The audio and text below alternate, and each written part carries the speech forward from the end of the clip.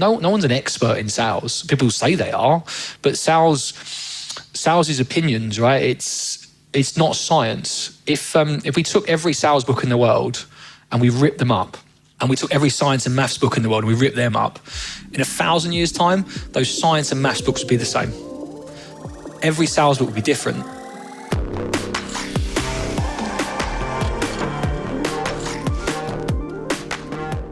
Hi everybody, this is Jason Marc Campbell and welcome back to the Selling with Love podcast. Now today I'm bringing to you the man who is the head of new business at Refract, an Allego company, and this is an all-in-one sales enablement platform. We're going to talk a bit more about this platform, but really what I want to focus on is the man who does this work and has been the author of a #1 bestseller book called Problem Prospecting. And this book has actually been helping people when it comes to either B2B or B2C to really eradicate your prospecting troubles by leading with problems. We're going to talk more about what this all means. And so if you've ever found yourself trying to seek new business, maybe even looking at your phone, looking at your computer, doing activities you know you have to do, but you keep hesitating and you're not jumping into it enthusiastically, we're going to talk about what's going on there and how you can find yourself being more effective, more enthusiastic when it comes to doing a key part of growing your business, which is this element of prospecting. And the man who's going to be sharing us this wisdom is Marc Ackers, who is coming to us right now. I'm so excited to have him here. Marc, welcome to the show and thank you.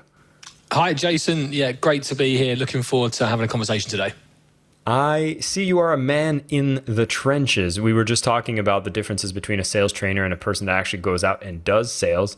You are out there grabbing new business and really reaching out to people for this technology tool. So what is this tool and what is your cycle? What are you looking for in businesses and how does it approach? Yeah, so imagine any organization really that has a sales team. That sales team spends their time reaching out and speaking to ideal customers. And it's those conversations that really where revenue is won and lost for a business. Here's the problem. There's typically more sales reps than there are sales leaders. Makes sense, right? They have lots of conversations with lots of prospects. And in those conversations, there are hundreds of moments that define the quality and the outcome of those conversations. As sales leaders, we want to make sure our team are confident, competent, have all the knowledge in the world to navigate those precious conversations as effectively as possible. But because of the volume of conversations, to the volume of sales reps, to the manager, with time in the day, it's almost impossible to understand truly what's going on in those sales conversations. It's really hard for a manager to answer questions like, what does good truly look like? What's the reason we've lost this opportunity? What does my top performing sales rep do and say differently in their conversations to the rest of the team? And what they end up doing is having one-to-ones that sound a little bit like this. Jason, tell me about this opportunity of Acme that you're working on. Oh, it's going really well. They really like the product. We've got a demo next week. Fantastic. Tell me about this next opportunity you're working on. And what we've got there is every sales conversation, a half-hour sales conversation has about 6,000 words. The sales manager gets about 30 of those words, plus notes in the CRM, which we all know sales reps aren't very good at. At best, they're half-assed. So as a sales leader, we've got such limited visibility into these conversations. We get a rep opinion, and we're all optimistic in sales of what's going on in those conversations. And we get rep opinion, CRM notes and boxes ticked. And from that, we try to forecast, we try to make strategic decisions. And that's where it all comes tumbling down. Something like, this is like Forrester research, 68% of forecasts are wrong. You're almost better off flipping a coin. And that's the problem that we solve. Our technology is like an extra set of ears. It listens to your team sales conversations. It shows a manager what calls they may or may not want to listen to. It shows them what the customer is saying, and it helps them identify what good looks like, where they need to spend their time, and gives them the facility to coach their reps to be better, more confident and competent sellers. So a long answer, but that is what our company does and the technology within it. That is brilliant. And I can tell you're a great salesperson because you explain it so thoroughly and so focused on the benefits that it provides and the key problem that it solves. So Mark, it sounds like with the businesses you do, they're actually quite large organizations that benefit from this tool. And as the sales director, you're constantly looking for these new businesses to come in and take advantage of this tool. What does your world of prospecting look like? Is it that you have to reach out to hundreds of people every week, or is it more of like a targeted list of people? So there's a couple of ways to answer that, and I'll just give you the structure of the team that we have within the business. So we've got some sales leaders on one of those. We've got account executives, and we've got sales development reps, SDRs, and everybody, even the CEO, is responsible for prospecting. Like, we all have that mindset that you should prospect as often as possible. When you got a spare half hour, we should be prospecting, trying to top up the pipeline, because a healthy pipeline almost cures all ailments in a business. You can make better decisions because you're not worried about next month's forecast because you've got a healthy pipeline. In terms of me personally, I've done the sales development role for a number of years. I've done the AE role for a number of years, and now find myself still as a quota carrier, but leading that team. It's interesting. 2 years ago, if you asked me this, I would have said a lot of outreach, a lot of cold calls, finding people on LinkedIn. I managed to flip that on its head in the sense of I create a lot of content on LinkedIn. So every day, or damn near as close as possible, I post something on LinkedIn, and there's many different types of posts that I'll write. Only maybe 1 in 10, could even be as high as 1 in 15, is actually talking about the company that I work for and our technology. The posts that I write really mix from funny memes, quotes, sales stories that have happened in my own discovery calls and demos, sales stories that have happened in my team's conversations and demos, culture, win stories, loss stories, and ultimately everything that I write is written to add value, to educate, to inform my ideal customer, be that they're my ideal customer today or they're the future sales leaders that will be my ideal customer, and today they're the champions. And regularly get a lot of interaction with my posts, and that's my list. Reach out to those people and I say, thanks for showing my content some love. They normally respond because they feel like they've been acknowledged, and I'm nothing special, but when you comment on someone's post and that person comments back, you don't expect that necessarily. So when you comment back and you ask them, like, just simple question like, have we ever spoken before? And they'll tell you, no, but I saw this post and it made me laugh, or it resonated with me because we have that problem, or it helped me solve this challenge. And then you almost have this like sell by chat where you just, it's almost like texting. It's just backwards and forwards. They love it because they're talking to someone that they've engaged with. For me, there's that commonality because they've commented on my post. And from there, we can set up a conversation. And it's not that, that's sort of almost fishing, but I often get fish almost jump out of the water and land in the basket. They'll message me, Mark, I've been following your content for a long time. I'd love to have a chat. In fact, I literally had one like that this morning. We've got a call on Friday. Never spoke to the person before in my life. He's actually never even engaged with any of my posts. He's what I call like a lurker.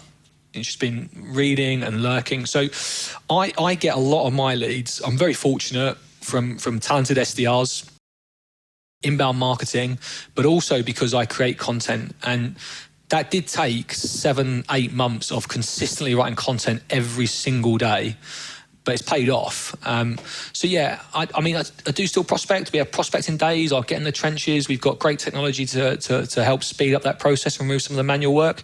But yeah, so real mix of answer there. But the reality is I'm sort of giving some tips as well as to what people can do.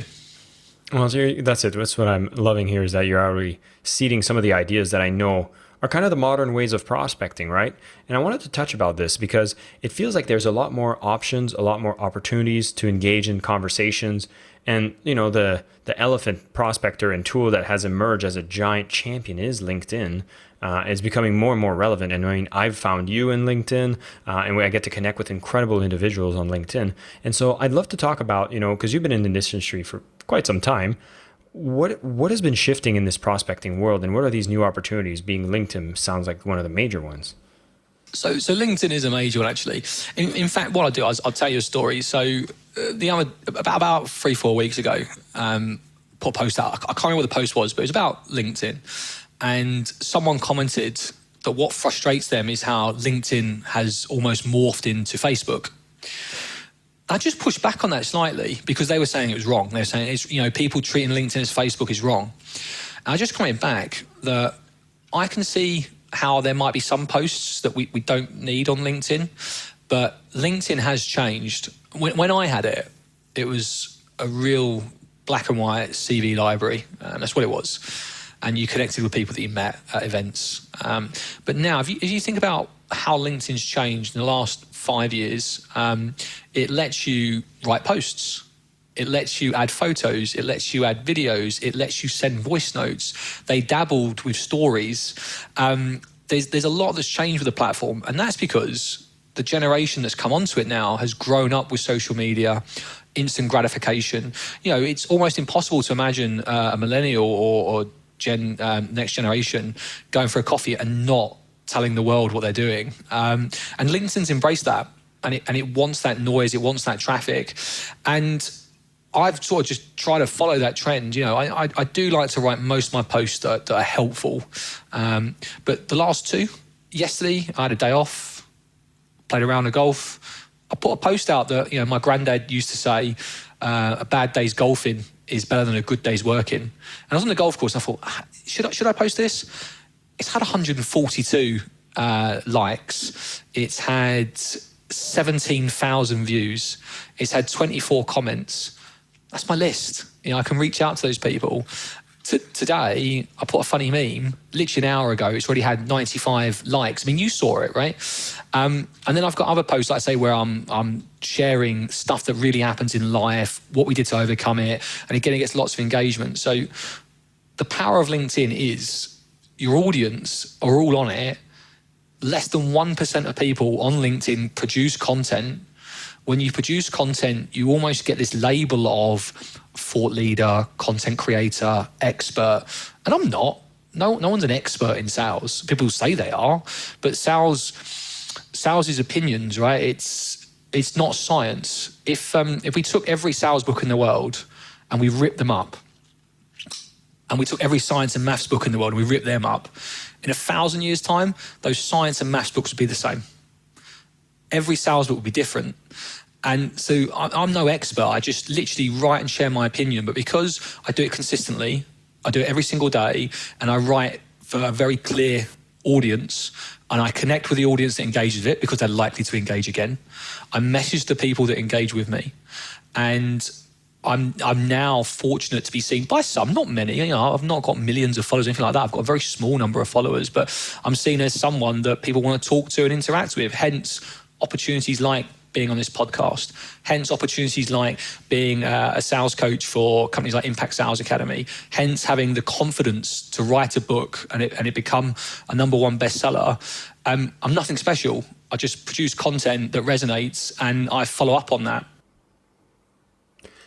I find it amazing on LinkedIn where it doesn't seem to have the same type of, call it incentive or, chase for followers. Like the number of followers isn't even emphasized. And you look at other platforms, it's like, oh yeah, I need to go like Instagram or TikTok. It's like, how many followers can I get? Yet LinkedIn seems to have, in the small numbers, they're actually the relevant people you need to be connecting with. And I share this story, so many times where I had a video I recorded and I posted the same video on Instagram and on LinkedIn. And it was me educating about a concept on sales. And on LinkedIn, I got a couple of comments and the people were just saying like, wow, good advice. Thank you. People would message me and they'd be like, wow, I appreciate this, what you shared. And then I look on my Instagram and the only comment that came in was a buddy saying like, whoa, I like your beard. And I was like, well, but I looked, I had much more likes, much more views on the Instagram because I was more active there. But the quality of the people that were watching it were not even people I could potentially do business with. And so I was wondering, like, what am I doing there? The place I should be is on LinkedIn, especially when you get clear on who you want to serve. Now, there are times that I get in my head and I want to be consistent on LinkedIn. I want to post, but I feel like, oh my God, I don't have enough of a following. Am I doing something original? I can't just post anything. And you just talked about how you shared a meme, and that's okay too. And so what do you typically advise for people that want to use consistent posting on LinkedIn to share value, but feel paralyzed that they don't have enough ideas or their idea is not good enough? So I've written a post about this a while ago, actually. Here's some uncomfortable truths. First of all, when you write a LinkedIn piece of content on LinkedIn, no one's listening, no one's reading it, no one's watching it. Like, you just posted one thing, you've put a drop in an ocean. No one cares. It's when you start doing it regularly, people start to take notice. And a lot of people will give up after 2-3 weeks. Maybe they'll try 2 months. It's a little bit like the gym. It's ironic that I use the gym as an example because clearly I don't go, for those that can see the video. But it's a little bit like the gym. You don't create muscle, you don't lose weight within 2 weeks or 2 months. You've got to go regularly, right? And you know the people that go regularly because they're dedicated and they don't just go to the gym. They eat well, they watch what they eat, they track calories, they make sure they get good sleep, etc. With LinkedIn, as I say, the uncomfortable truth is no one's going to be paying any attention for the first month and beyond. You will get tired of writing content well before people get tired of reading it. What you say is important, but when you're starting out, you've got to find your own voice, and that's really important. Like, some people think they've got to almost be someone else, like imposter syndrome. I just post it how I would say it. I've kind of got this rule that how would I say this if I was talking to a friend in a pub? Because that's how I talk. That's my voice, and I'm not afraid to share that. I'd rather someone followed me because of who I am than follow me for who I'm not. I'm sure I could have more followers if I wanted to, but I just do me, have my own voice, and that's it. So post regularly. No one's reading or watching. Have your own voice. And the next thing is, like, stories work. People love vulnerable stories, like where you share, I made this mistake. People love win stories. You know, I've had this success, but there's a lesson here. People obviously don't like people that just gloat. As I say, less than 1% of people are creating content. And the beauty is, you don't have to be connected with people to see it. If you get a like or a comment, their whole network's got the potential to see it. And that's where you get, like, this massive opportunity to expand. So I've definitely got more tips on this LinkedIn post I wrote. I think 8 or 9 tips that I put on there. I'll try and give you the link, Jason. Otherwise, I'll just be sat trying to find it. But we're going to make sure we include it into the show notes so everybody can get an access to that. So if you want to focus on building yourself on LinkedIn and want to hear some of the lessons from Marc, go into the show notes. You'll see in the bonus section, there is going to be a link to this article so you can find it immediately. And Marc, I love this advice. And now it's like, it's almost you're building your personal brand. And I think that's a key part that I'd want to expand on because, as you mentioned, a lot of the content is it's you. And so it's related to the buyer that you target for the company that you work for, but you're not just there saying, like, buy my product, I work for this company and do this. You're really actually building a personal brand. So could you elaborate more on the importance of that? Yeah. So people curl their toes at the thought of creating a brand. And I would certainly be one of those people a couple of years ago. You know, we got this TV show, I know you've got it in America as well, called, like, The Apprentice. And people will say something like, you know, I'm a brand. And you just kind of, like, you curl your toes and think, what an idiot. But the reality is, it's your face next to the content that you're creating. People will start to put them together. And if you're authentic, they will start to buy into you. I really don't believe people buy from people that they like. I mean, they might do. But ultimately, they will buy for the product that suits them and their needs above liking someone. However, they do buy from people that they trust. And there is something about creating content, being seen as an expert, being seen as someone who openly shares their views as a trusted advisor. And that's what people buy into. So they buy into you as someone that they want to almost connect with and get behind. You know, I've had some customers say to me, it's great that we bought your product because we get to hang out now. And we don't, like, but we talk on LinkedIn, but we don't hang out. But it's that affiliation, and like loads of people do it so much better than me. By the way, like there's so many amazing people on LinkedIn that do an even better job than me. You know, like significantly better. Go and find them. You know, like there's some unbelievable people to follow. And I wished I had this when I started out my career in sales, like 10 plus years ago. All I got to look at was people's CVs. I've now got people just every day sharing value, sharing content. And it's so much more digestible than a book. You know, if you ask me how many books I've read in the last 10 years, don't know. If you ask me how many LinkedIn posts I'd read and learned, it'd be phenomenally higher than books, because it's there right now in your face and it's digestible and takeaway. The wealth of information exists out there. This is what I love. And so for those who are having these problems, you can usually find the answers. And on LinkedIn, you got some pretty good answers that come up from some of these leaders, including yourself. But I wanted to go into more specific, because in your subtitle for the book you wrote, and of course we will have a link to the book for those of you who are interested into eradicating their prospecting troubles, you talk about leading with problems being a potential solution here. Can you tell us more about what's going on here? What do you mean about leading with problems? Problems make brains pay attention. You may have noticed, and there's a reason I explained where I worked in the way that I did. So I would advise you to go back and listen to that. I spoke about the problem. What I could have easily done was gone, so Refract's a conversation intelligence platform that analyzes your team sales calls using AI, helps managers review and coach conversation. No one cares about that. It's me talking about me. What people care about is I've got a team that's having lots of conversations, but we're not converting. Our forecasts are wrong. Lead with problems, and you'll start to notice with that mindset of problems make brains pay attention, you'll start to notice how the world is geared up for that in successful marketing, in movies, in just in life. The things that grab your attention normally lead with a problem. And I've got so many examples of that. Like if you look at the news, it always starts with coming up tonight, problem 1, problem 2, problem 3. Then you get the intro, and the news presenters then sat down, and you're hooked, right?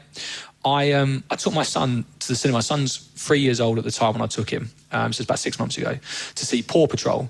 And I was anxious. I was like, he's not going to want to sit and watch this movie, not for an hour and a half. And we literally stood outside the theatre waiting for the Paw Patrol music to start, because we were like, right, run in, minimum time, sit down. And we sat there, and the first thing that happens in this movie is a truck hangs off a bridge, and the driver's like, help me, help me, help me. And my son, you could see his brain explode. He was like, oh my God, Paw Patrol can't rescue him, he's done. Like he was, because the problem made him pay attention. Bear in mind, his first time, he could have had his mind blown. He went into a room that had this huge screen. There was hundreds of chairs and people. And we had popcorn, and he was, whoa, look at this problem. This truck, this guy is in serious trouble. The Paw Patrol better get there quick.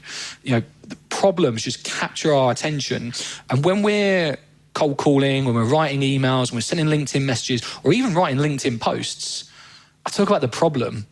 And the problem engages people, it snaps them to where you need them to be, and they read on. And as I say, when you start to really think about problem-centric, you start to notice adverts on Instagram start with a problem. The news starts with a problem. Commercials start with a problem.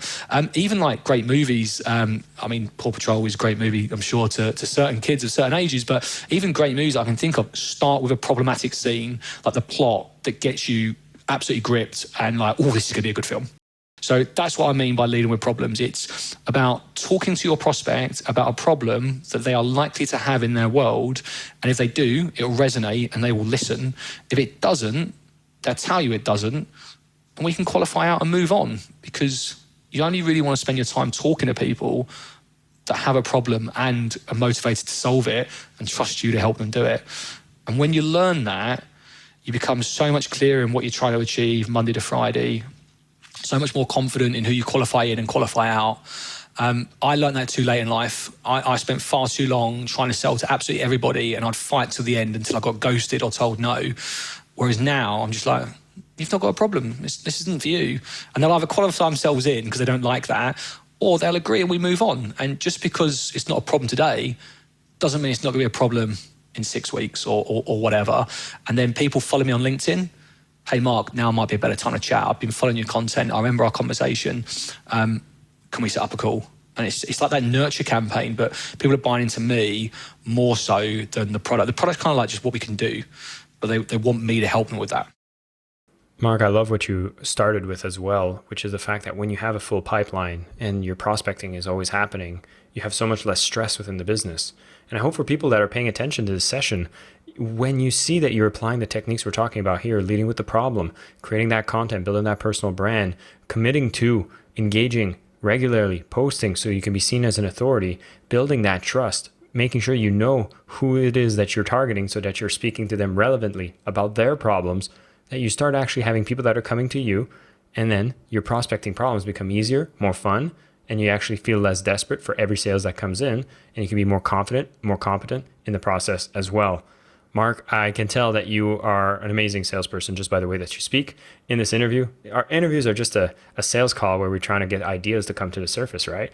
I wanted to ask you one more question, which is, you're on the Selling with Love podcast, and I wanted to ask you, for you, what does selling with love mean?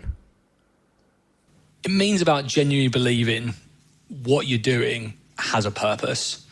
I don't want to get really deep here, but the reality is, right, we go to work every day, so it enables us to do what we want to do in our free time. For me, it's about, I'm either spending time with my little lad and my wife, or I'm working for them. And I think there's two types of happiness. One is when there's no expectation. Do you know like when New Year's Eve, you'd be like, New Year's Eve, it's going to be amazing. Everyone's going to be there. It's going to be a big party. We're all going to be in town. And the next day, even if it was a great night, you're like, it's a bit rubbish that. Like, it wasn't what I expected. And then there's the other kind where people are like, hey, what are you doing? Do you want to come out tonight? And you're like, oh, I wasn't expecting that. And he's like, whoa, that was brilliant. Like, that was such a good time because there was no expectation there. So there's that kind of happiness where there's no expectation, you really are fond. But then there's the other kind. And this is what selling with love means to me. The other kind is where you lose track of time. You are working and you're like, Jesus Christ, it's 3:00. Where did that go? And there's two types of people at work. Some will go, I cannot believe it's only 3:00. And others will go, Jesus Christ, it's 3:00. Because I love what I do. I believe like wholeheartedly in the product. I sell to people that are in my profession, so I get it. But I don't think I could ever sell to people that aren't in sales. It's really important to me. I write content about it. I'll often go to bed thinking, what am I going to post about tomorrow? I kind of weirdly feel like people are waiting for that post, right? So selling with love means finding a product that you passionately believe in, an audience that you can relate to, and you have a job where you cannot believe where time's gone because you've lost track of time because you love what you do. And that's what selling with love means to me. Beautiful answer, Marc Ackers. Thank you so much for coming on the show. For those of you who are paying attention, listen, problem prospecting, completely eradicate your prospecting troubles by leading with problems. Marc's book is available on Amazon. You will see in the bonus section, we will have a link to the book for you to purchase, whether you want it as a Kindle or paperback. They are both available. We're also going to have a link to this article that can give you more in-depth practical things you can apply right away on building your own LinkedIn strategy. It is a beautiful platform. It is growing. A lot of conversations are happening there, and it's people that have their mind on business, which is going to be much more relevant when you're seeking out clients with the content that you are posting. And of course, we're talking about all the ways that you can do this. It's a modern era of prospecting. And if you keep doing it successfully and you're using the ways that Marc is speaking about today, you're going to be successful doing it. And it's going to bring you the results, more sales, less stress, more happiness, more flow, more selling with love. Marc, once again, thank you so much for coming on the show. Thank you. Really enjoyed it. Thanks for having me. I am your host, Jason Marc Campbell, and this is the Selling with Love podcast.